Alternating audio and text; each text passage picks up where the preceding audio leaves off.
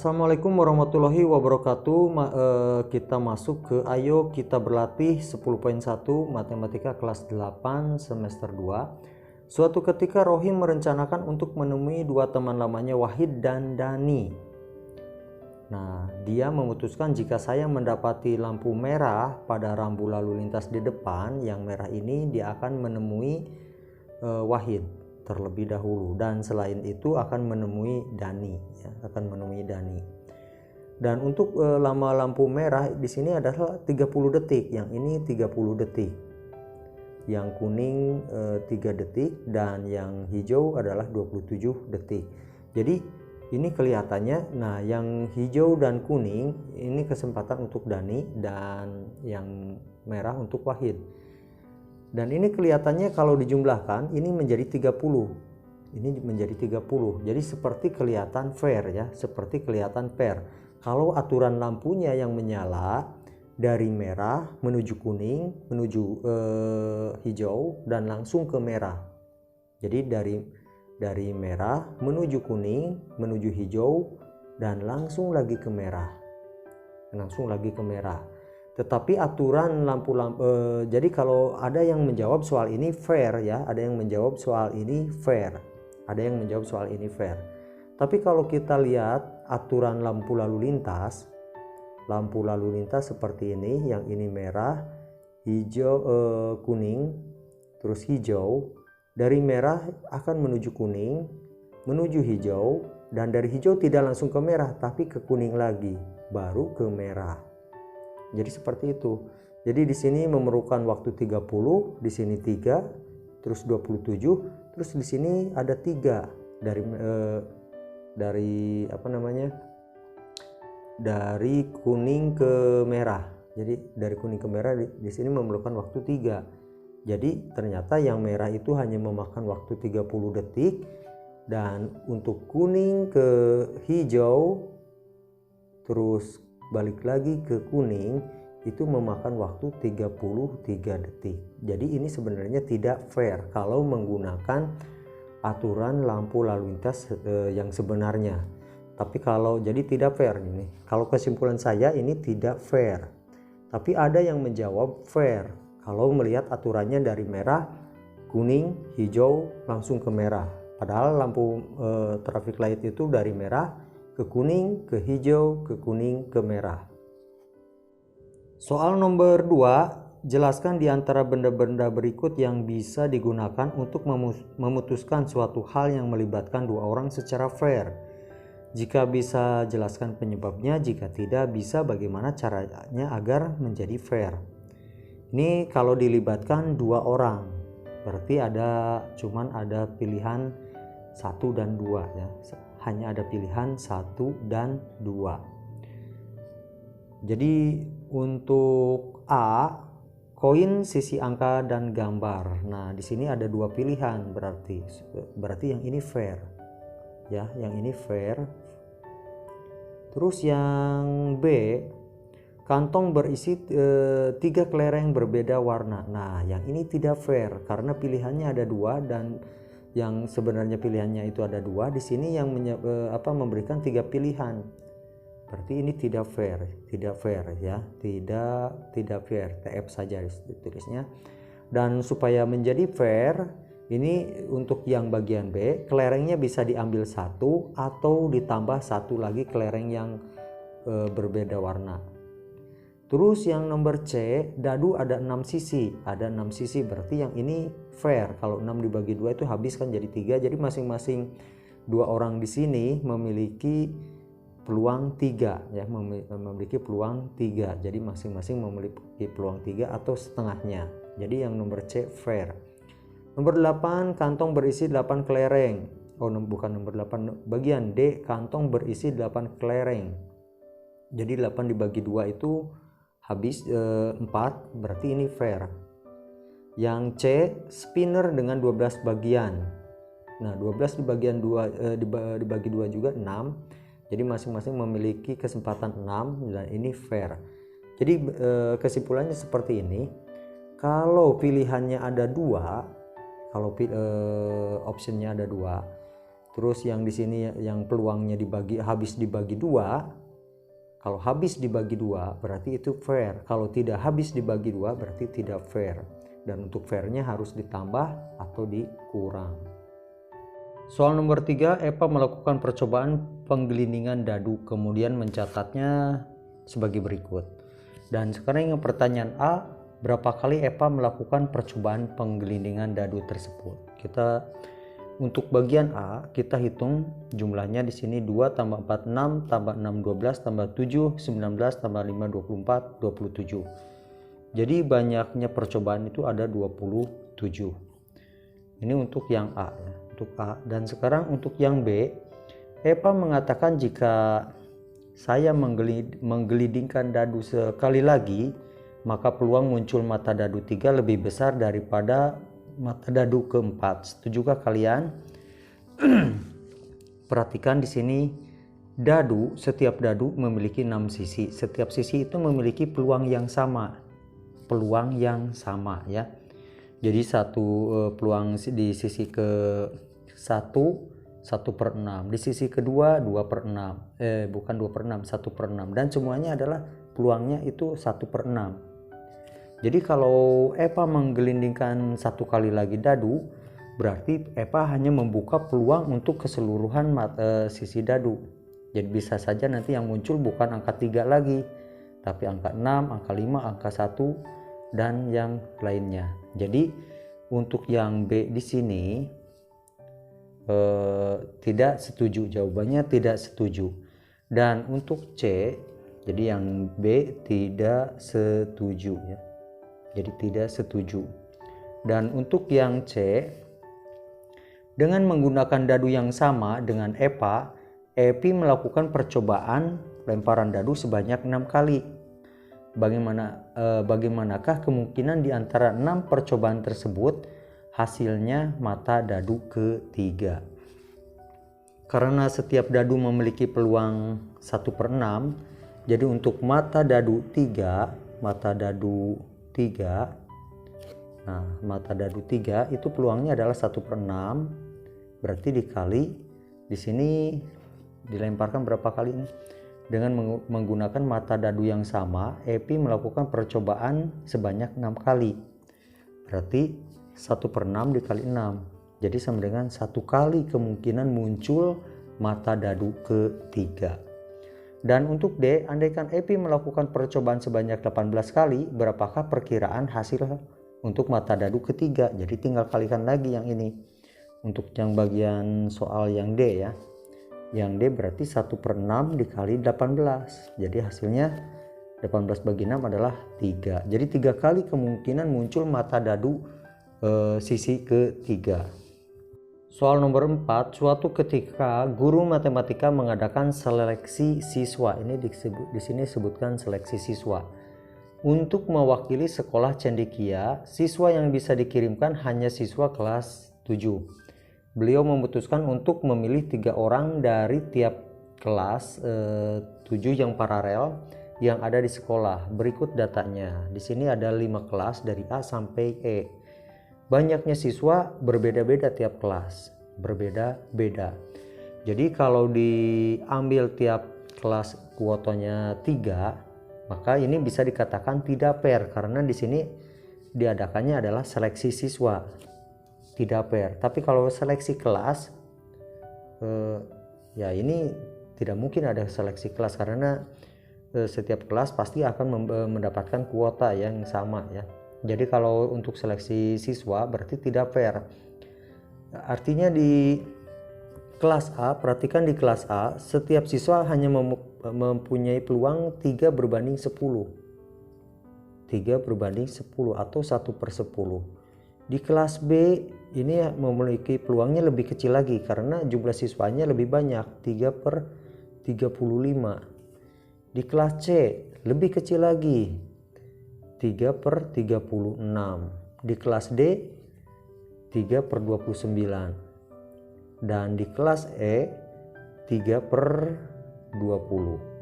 Dan ini adalah peluang terbesar untuk kalau kalian ingin lulus. Jadi yang B, andaikan kalian sangat ingin lulus, berarti kalian harus masuk ke kelas E, di mana jumlah siswanya sedikit, maka peluang akan semakin besar. Kalau jumlah siswa semakin besar, maka peluang semakin kecil. Jadi untuk yang A tidak fair untuk seleksi siswa karena setiap kelas memiliki banyak siswa yang berbeda. Terus yang B, jadi pilih kelas yang paling sedikit jumlah siswanya, yaitu kelas E. Soal nomor 5, dalam suatu percobaan penggelindingan dadu, mata dadu 1 sampai 6 sebanyak 1 kali. Tentukan kejadian muncul mata dadu antara 1 sampai 6. Kalau dilemparkannya cuma 1 kali, jadi kemungkinan yang muncul itu adalah angka 1, bisa angka 2, angka 3, angka 4, angka 5, dan angka 6. Dan masing-masing punya kesempatan muncul adalah 1 kali. Masing-masing muncul 1 kali ya. Terus yang B, kejadian muncul mata dadu 7.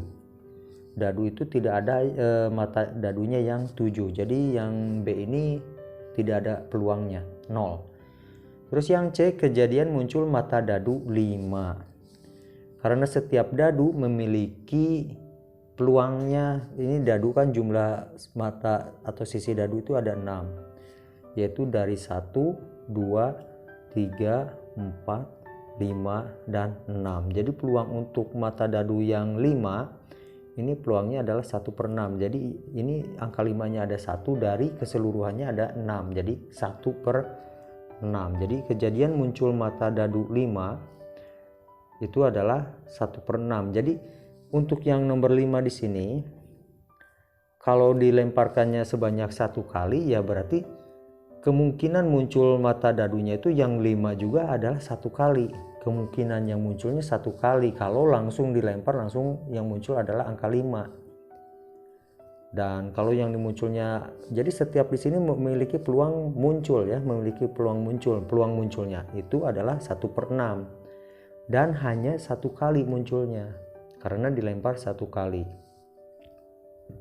Nomor 6, perhatikan beberapa kejadian berikut, tentukan kejadian mana yang menurut kalian tidak mungkin, mungkin, dan pasti. Nomor 4 ya, dimulai dari nomor 4. Sebuah kubus mempunyai 6 sisi, ini pasti. Nomor 5, suatu hari manusia akan meninggal, pasti. Jumlah 2 bilangan ganjil merupakan bilangan ganjil, ini tidak mungkin. Contoh bilangan ganjil itu contohnya 3 dan 5. Kalau dijumlahkan ini menjadi 8, ini bilangan genap. Terus nomor selanjutnya, bila sebuah dadu dilempar akan muncul mata dadu 8. Itu tidak mungkin. Nomor 8, orang yang digigit nyamuk akan terserang demam berdarah. Mungkin. Jadi tergantung nyamuknya. Jadi tidak setiap digigit nyamuk akan demam berdarah. Nomor 9, semua bilangan prima pasti ganjil. Contoh bilangan prima adalah 2, 3, 5, 7, dan seterusnya. Di sini ada bilangan genap. Di sini ada bilangan genap. Jadi tidak semua bilangan prima adalah ganjil. Jadi jawabannya mustahil. Nomor 10, jika suatu uang logam dilempar akan muncul kejadian gambar atau angka. Nah, ini gambar atau angka, jadi pasti. Nomor 11, besok matahari akan terbit. Nah, ini untuk kejadian yang yang belum terjadi ya, yang belum terjadi. Kalau dikatakan besok, kita tidak tahu apa yang akan terjadi di besok, jadi bisa saja mungkin atau bisa saja pasti ini. Karena kalau pasti dikatakan pasti, karena memang sudah setiap hari seperti itu. Tapi kita tidak tahu sebenarnya apa yang terjadi untuk besok. Terus nomor 12, jumlah hari dalam 1 tahun adalah 366. Jadi ini bisa aja mungkin atau pasti. Jadi tergantung dari tahunnya. Terus nomor 13, ada suatu bilangan ganjil habis dibagi 2. Ini mustahil. Dan sekarang jika 3 kondisi tersebut mustahil mungkin pasti, direpresentasikan dalam persentase. Tentukan bilangan persentase yang sesuai dengan tiap kondisi tersebut. Kalau disebut mustahil, ini untuk mustahil. Mustahil itu berarti 0%, tidak akan mungkin terjadi. Kalau mustahil, kalau mungkin itu berarti bisa terjadi atau tidak terjadi. Jadi bilangannya itu antara 0 sampai 100%. Dan kalau pasti, kalau pasti berarti memang 100%. Nomor 7, pada beberapa situasi berikut tentukan situasi yang fair atau tidak fair. Bagian A, suatu kantong berisi 10 kelereng putih, merah, dan 10 kelereng putih. Ajin disuruh mengambil 1 kelereng dari dalam kantong. Jika Ajin mendapatkan kelereng merah, dia bisa mendapatkan hadiah sepeda baru dari ibunya. Jika Ajin mendapat kelereng merah, ia tidak mendapat hadiah. Di sini ada kalimat yang saling bertentangan. Dia bisa mendapatkan hadiah sepeda baru jika mendapatkan kelereng merah, dan yang kedua, jika mendapat kelereng merah ia tidak mendapatkan hadiah. Mungkin maksudnya jika ia mendapatkan kelereng putih ya, yang ini kita ganti saja dengan putih supaya soalnya jadi benar. Dan sekarang ini karena 10 kelereng merah dan 10 kelereng putih, 10 kelereng yang merah berbanding dengan 10 kelereng yang putih, ini adalah perbandingannya 1 berbanding 1. Jadi 1 berbanding 1, jadi ada 2 option di sini. Jika dapatkan yang merah akan mendapat hadiah, jika yang putih tidak mendapatkan hadiah. Jadi yang ini untuk yang A bisa dikatakan fair ya, untuk yang A bisa dikatakan fair. Sekarang yang B, suatu dadu memiliki 6 sisi. Dadu tersebut digunakan mengundi siapa yang berhak memilih gawang dalam permainan sepak bola. Jika yang muncul adalah mata dadu 1 atau 6, maka tim A berhak memilih gawang lebih dulu. Jika selain itu, tim B yang berhak memilih gawang.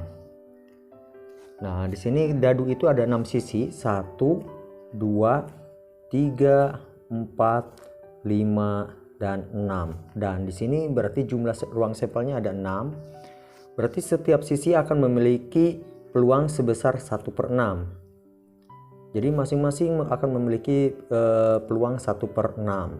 Yang 5 juga 1/6, yang 6 juga 1/6. Dan sekarang pernyataannya adalah jika yang muncul adalah mata dadu 1 atau 6, maka tim A berhak memilih gawang. Berarti untuk tim A hanya memiliki 2 peluang, yaitu peluang mata dadu ke-1 atau dadu yang ke-6. Nah, kalimat dadu ke-1 atau dadu ke-6 ini artinya dadu ke-1 ditambah dadu ke-6 peluangnya. Jadi untuk peluang dadu ke-1 ditambah peluang dadu ke-6. Jadi 1/6 ditambah 1/6. Hasilnya adalah 2/6 atau 1/3-nya saja. Jadi peluang untuk A totalnya adalah 1/3. Dan untuk peluang yang B, tim B ya, di sini tim B. Untuk tim B berarti sisanya adalah 2/6, bukan yang 2/6, maksudnya yang sisi dadu yang kedua ditambah sisi dadu yang ketiga ditambah sisi dadu yang keempat dan sisi dadu yang kelima. Masing-masing di sini adalah peluangnya 1/6. Nah, berarti ini sisanya nih. Jadi semuanya itu ada 4/6. 4/6 atau 2/3. Dan ini peluang yang B ternyata lebih besar. Jadi untuk yang B jawabannya adalah tidak fair ya, tidak fair untuk yang B. Soal nomor 8, suatu spinner dibuat seperti pada gambar di samping. Apakah spinner tersebut bisa digunakan untuk mengambil keputusan yang fair yang melibatkan masalah antara 2 orang? Masalah 2 orang berarti perhatikan di sini ini adalah seperti gambar yin and yang ya, yang di suatu keseimbangan. Jadi kalau kita tarik garis ke sini, yang ini ditempatkan ke sini dan yang ini ditempatkan ke sini, maka ini akan terbentuk sebuah lingkaran yang terbagi 2 menjadi sama besar ya. Jadi sama besar yang ini setengah berarti yang ini setengah, dan artinya ini memiliki nilai perbandingan yang sama. Berarti untuk soal nomor 8 ini adalah fair ya, soal nomor 8 ini fair ya. Jadi kalau masing-masing di sini karena melibatkan dua orang, berarti masing-masing mendapat peluang sebesar setengah untuk yang orang ke-1 ataupun yang orang kedua peluangnya juga setengah, dan kalau dijumlahkan total peluang menjadi 1. Jadi yang ini fair untuk nomor 8. Soal nomor 9, suatu tutup botol seperti pada gambar di samping digunakan untuk mengundi regu yang berhak memilih bola. Apakah tutup botol fair untuk membuat suatu keputusan? Kalau kita perhatikan, ini berbentuk lingkaran, cuman di sini antara permukaan 1 dengan 2-nya berbeda, dan juga ada berat dari, jadi titik berat dari bangun ruang ini akan berbeda ketika bentuknya seperti ini. Jadi ini kecenderungan akan selalu terbuka untuk tutup botol seperti ini. Jadi alasannya satu, bentuknya yang tidak sama antara belakang dan depannya atau atas dengan bawahnya. Terus kedua, titik beratnya juga tidak terletak pada titik pusatnya. Jadi bukan maksud tidak terletak pada titik pusat. Jadi titik beratnya tidak seimbang gitu ya. Jadi tidak pas ada di tengah bidang bangun ruang ini. Atau dikarenakan ya dari massa benda ini tidak merata. Jadi tidak merata. Jadi yang ini tidak fair, nomor 9 tidak fair. Nomor 10, pada percobaan pelemparan satu koin uang logam, sisi angka dan gambar sebanyak 100 kali. Muncul sisi angka sebanyak 45 kali. Tentukan di sini sebanyak 100 kali, terus muncul sisi angka sebanyak 45 kali. Tentukan peluang empirik untuk muncul sisi angka. Ini totalnya adalah 100 kali. Ini totalnya 100 kali karena jadi perbandingannya adalah 45 berbanding 100. 45 berbanding 100 ya. Jadi dari 100 kali itu yang muncul 45. Jadi 45 berbanding 100. Nah, jadi ditulis seperti ini. Nah, ini bisa ditulis yang 45 berbanding 100 itu bisa ditulis 0,45. Ini kalau bentuk desimal. Kalau empiriknya berarti 45 berbanding 100. Kalau dibagi 5 itu berarti 9 berbanding 20. Nah, ini empiriknya untuk sisi angka. Ini soal yang bagian A, dan yang B-nya peluang empirik yang muncul sisi gambar berarti sisanya. Berarti dari 100 kurangi 45 adalah 55. Ini untuk yang gambar. Berarti 55 berbanding 100. Kalau dibagi 5 adalah 11 berbanding 20. Nah, ini perbandingannya.